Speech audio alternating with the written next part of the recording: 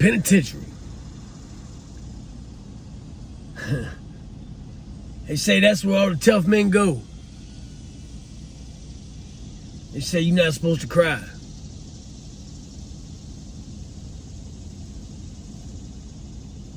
As my vacation's coming to an end, my leisurely activities slowly coming to a close, I was reminded of a story yesterday. This is a story where you feel conflicted. You want to feel bad for somebody, but your moral values will not let you. It's definitely a tough dose. So lace up and let's get into it. Sit back, relax, catch your contact, sip the... Oh, what's up, gang? All right, now we're here. Today is Saturday, and we are enjoying the beautiful sun. Feel it beaming on your face. I'm going to do some housework today. I'm going to put up some storm doors, man, and maybe tinker in this yard a little bit more. Have been doing a lot of work around the house, man, and, you know, it's been nice. And it's been emotional here lately around the house, and you know, I've y'all tapped into some of the other videos, and you made your comments real, and I appreciate that. I put my business out there sometimes. I probably shouldn't. A lot of y'all say, man, don't put your personal business out on the internet.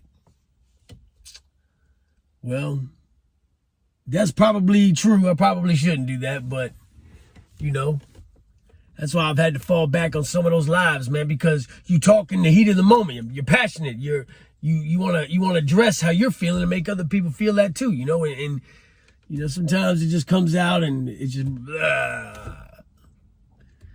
But today's not one of those days, man. Today is story time, story time, story time. And when I talk about prison, when I say prison, you're talking about being shackled and chained and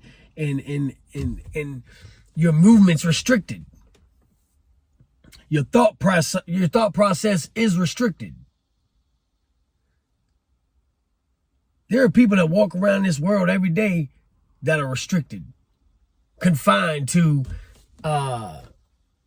their disability, quote unquote. You know,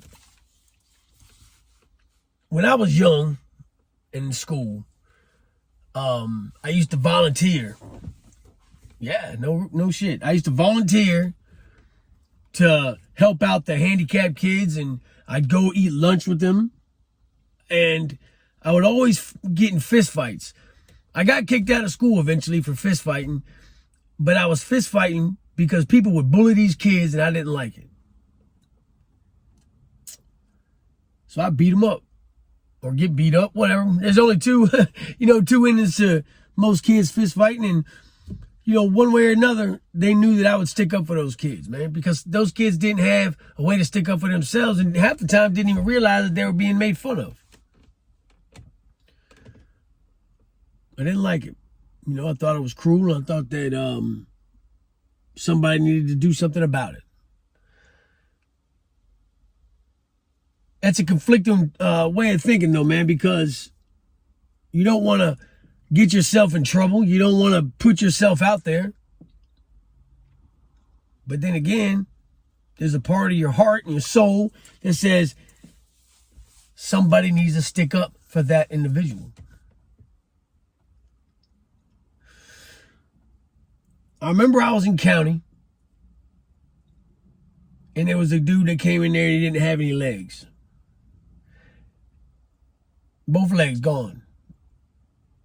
I believe it was diabetes that had done it. I think, if I'm not mistaken, man. And you know, he's on all kinds of medicine, and he struggled to get out of the bunk and into his chair, and you know, this, that, and third. Well, nobody would help this guy. Nobody. Day in and day out, you'd watch him struggle, People walk right by him. He'd shift and shimmy his way into his chair with his arms and hands. And he would get to the pill window or the pill line, and he'd always be last, and the nurse would always give him an attitude, you know. Until finally one day I just started helping the guy out. And thought to myself, this could be a trend, you know? Maybe if others see me do it, they'll want to do the same thing. I was mistaken in that idea. Nobody gave a damn. And in county jail, most people are so wrapped up and self-absorbed in their case and their own stuff. They're just getting, accoladed to being in confinement. But this guy is confined to that chair every day of his life. And that thought brought me back to being a child, and it brought me back to that need and desire and that want to help. As you get older, I think that we get callous to our environment. We tend to walk past and act like we don't see or hear these people who really could use a helping hand. That guy bonded out, went home, and I never saw him again. Got my time, went to prison, here we are.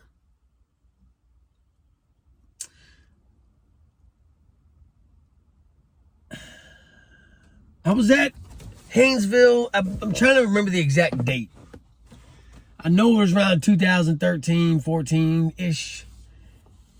And at Haynesville, it's a level 2, 3. Kind of, they'll let you go if you're a 3. I was a level 3, and they kept me there because I had gone to receiving at Lunenburg, which was a level 2, 3 as well. And they were like, hey, you're in your 30s. You got a little anger issue, but I think you can make it here. This is not what happened. Obviously, we've been down that road and that story. But anyway, this is before I got into all that mess and ended up getting shipped to a higher level. Well, at this place, there's a lot of people who have been locked up for a long time. There's a lot of old heads, as we call it, who have medical issues and who need a more open environment to move around, They've been to all the higher levels. They're in their 60s or their 70s, and they're just basically on their way out.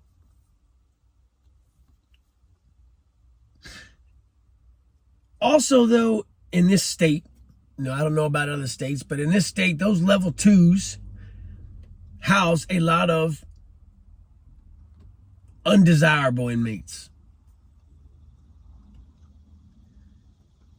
And you're forced to walk around these people because you don't want to screw your time up. Virginia will take you to court. If you bash one of these guys who have raped a woman, touched a child in an unworthy way or whatever,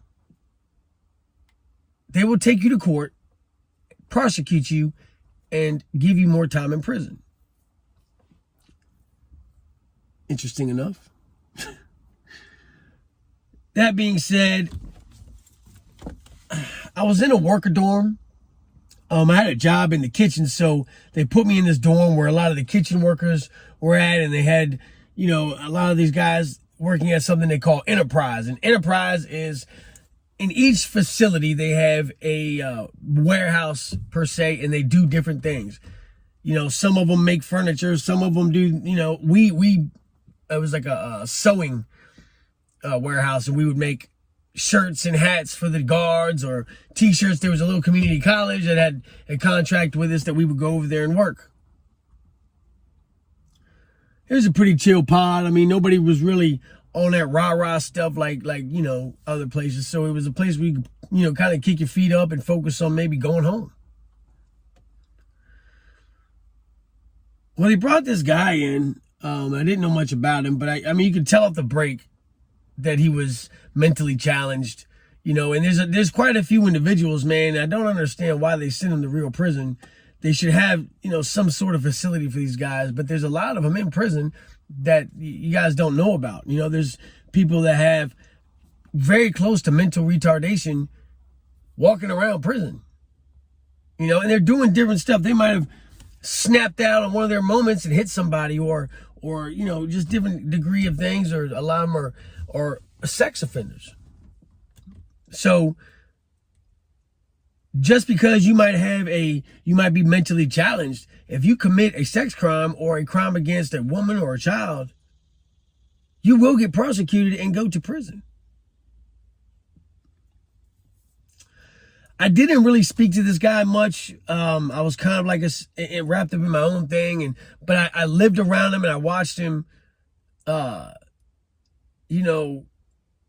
basically live out his day-to-days.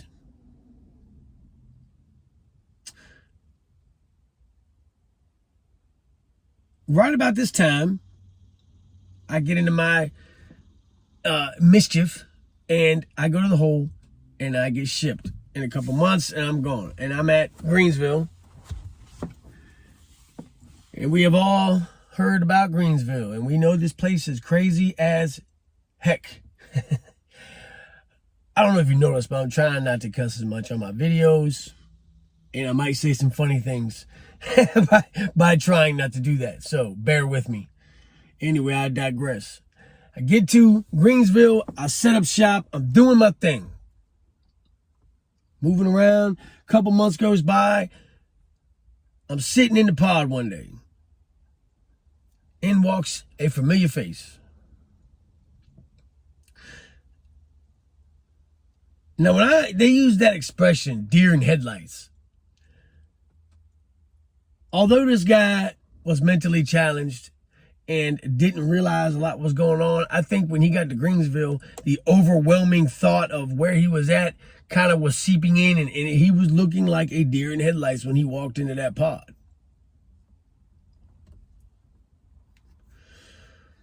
He's kind of walking around with his little tote and his little bag of stuff, and doesn't know what to do. So I get up, trying to be a decent human being. What's up, man? You know where you're going? He had this little piece of paper in his hand, and somebody had wrote down where he was supposed to go. Like he was going to make any sense of that.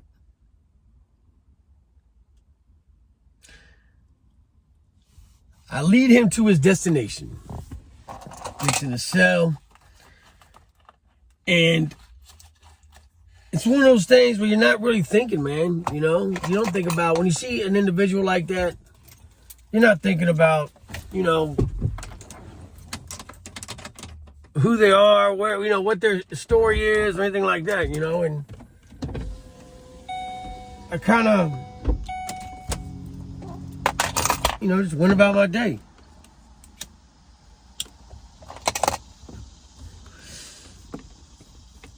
Well, about a month or so goes by, man, and I'd gotten transferred to another pod, and I kind of saw this guy walking around, and some days you could tell he'd been crying. He was showing up with new bruises. He was showing up on the yard with just, a lot of, you could tell somebody was messing with him. I woke up to him one day, I'm like, hey man, what's up? What's going on with you, man? Why are you, what's going on? Why are you getting beat up?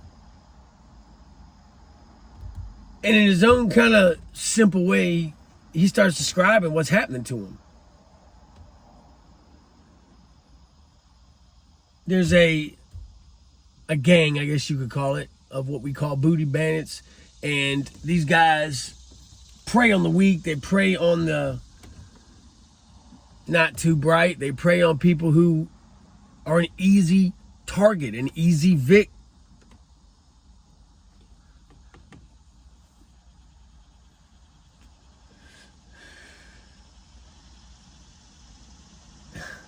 And when he told me what was happening to him, man, I felt like, why is nobody saying anything? Why is nobody trying to help this cat out, man? Are we really that messed up in the head to where we're going to let somebody who is completely helpless to the world in general,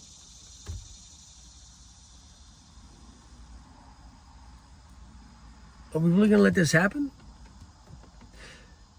he proceeded to tell me that it started off small, getting slapped around here and there, and then it turned into he was in his cell one day. And I'm going to go ahead and warn you, because a lot of people get in my comment box and say, oh my God, that was terrible. I'm going to warn you, this is terrible.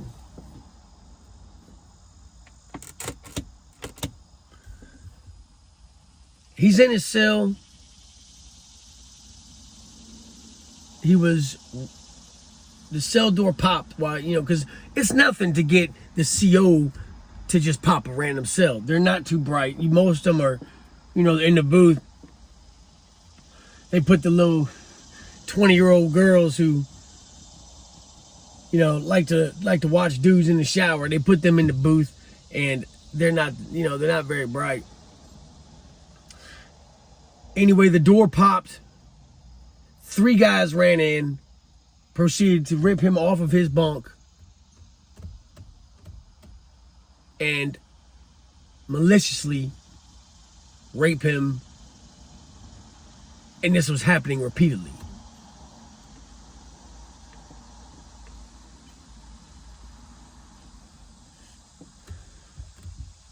My blood was boiling. My stomach was cramped. I felt sick, man. Like,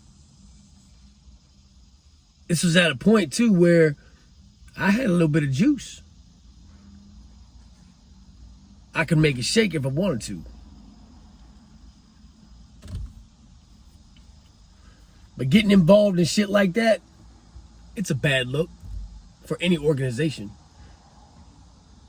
Especially an organizational leader. You want to jump into a war or a beef with a bunch of booty bandits and Simple Jack? I don't know, man. It's a bad look.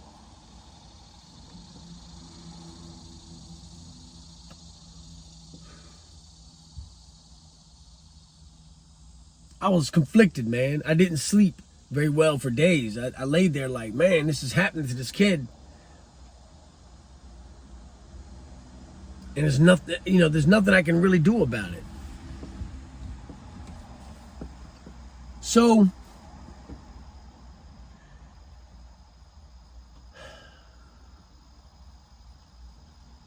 I'm not going to get into the logistics of it, man, because nobody wants to hear the nastiness and the disgusting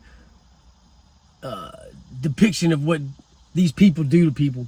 I don't want to even say it. I don't want to think about it today. I want to get past this video and move on. But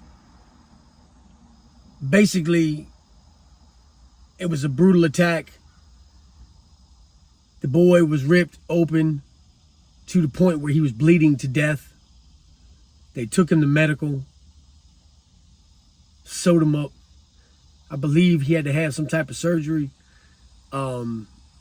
because objects were used. It was bad. It was torture. Why? Why on earth?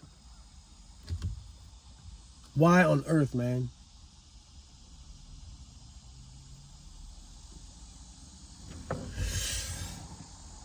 And I was reminded of a 13-year-old kid going to school, beating up the bullies, and fighting for these kids because nobody else would, man.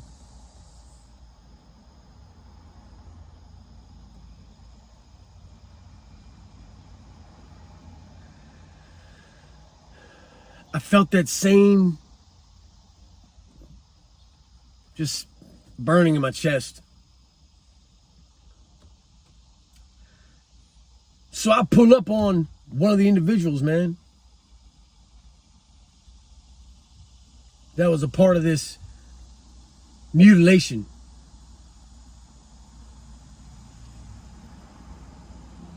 And I'm like, what's up, man? What's up? Like, what is your problem? What's your deal, bro?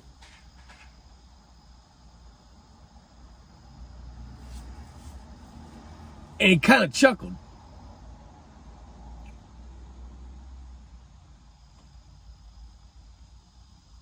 You think it's funny?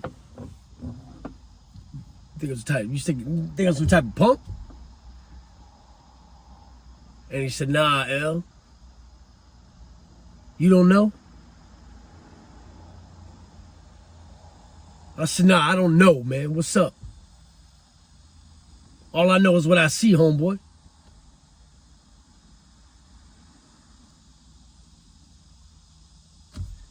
Goes in to tell me that, yeah, they did it. And if they let him back out, they're going to do it again. And I'm thinking to myself, nigga, not.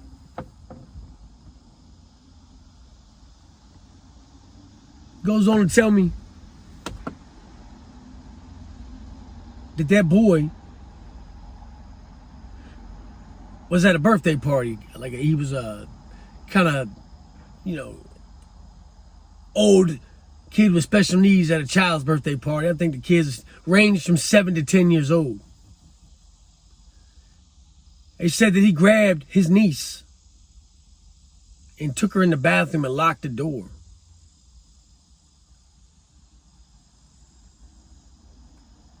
He did terrible things to that little girl.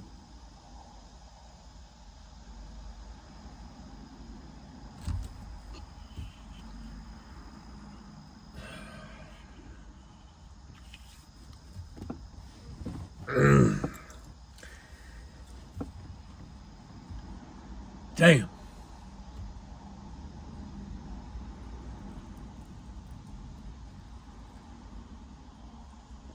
That kind of changes the situation, don't it?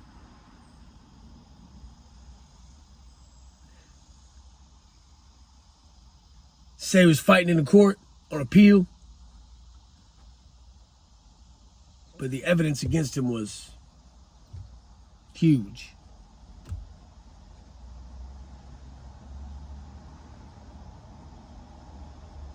If I didn't feel conflicted before, I sure as hell felt conflicted now.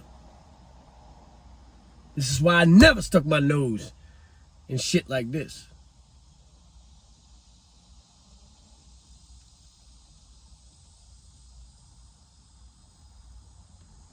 All that Superman mentality went out the window all of a sudden.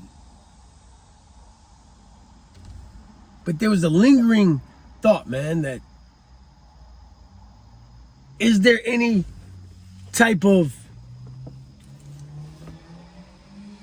can you get past the fact that he's not all there, man? That he's challenged.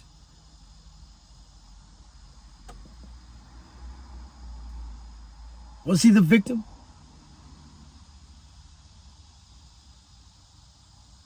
Was it prison justice at its best? Did he do it? Did he deserve what was happening to him? Because if it was anybody else, damn right he did. But because of the disability, it changed things for some. For some, it didn't. Where do you stand on it? Where should I stand on it? Where should my allegiance go?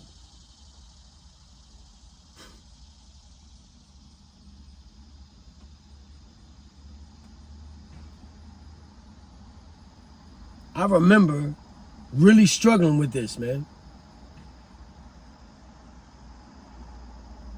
But the fact of the matter is, and the truth of the matter is, that a lot of guys who are mentally, impaired and challenged, that's what they're in there for, because they have the desires of a grown man, but they have the children like in their mind, and just it. Do I think that he knew the severity of what he was doing? I think he knew what he was doing was wrong. That's why he took her in there and locked the door.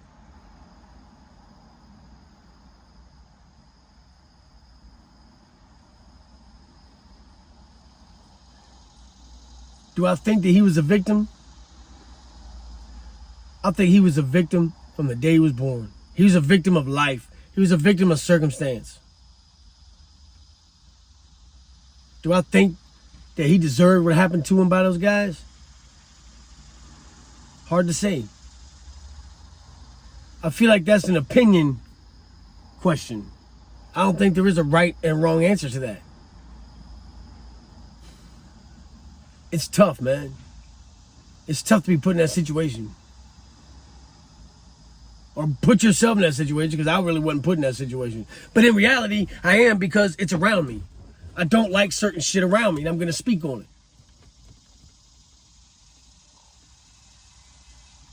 At the end of the day, I washed my hands of it. I didn't speak on it no more. For the rest of the time I was incarcerated, I didn't get involved in anything like that. I felt like it's too complicated of a... It's too wide open space for me. Because there's always a loophole, man. There's always something else that led up to that particular thing. And honestly, that little girl was the victim. She was a victim of him. She was a victim of her parents not keeping a good enough eye on her to let that happen. And I get it. You can't watch them 24/7. And I'm not saying that they are at fault necessarily, because, you know, things are going to happen in life. But it gives you an idea of how closely you need to watch your children. Do I consider him a predator? Unfortunately, I do. Because regardless of whether he knows the severity and the traumatizing effects that it will have on everybody, he's still doing it. And he will do it again if let out. Which I'm sure one day he will get let out, if he lives. So you have to look at that as predatorial. That is, he's a predator. He will do, his mind is not wrapped tight enough to have a stop button. And a lot of those guys don't. Even dudes that are just, you know, average thinking men cannot control that urge and that desire to touch little kids or rape women or, you know, beat women or be a predator. It is ingrained in them to find weaker prey and take advantage of them. Just as it is for the booty bandits. They're no different. They're just predators. I don't have any respect for them. So it's a tricky situation, because what's the right answer? What's the wrong answer? Who's going to end up being the sacrifice? Somebody has to be. They always do. They always do.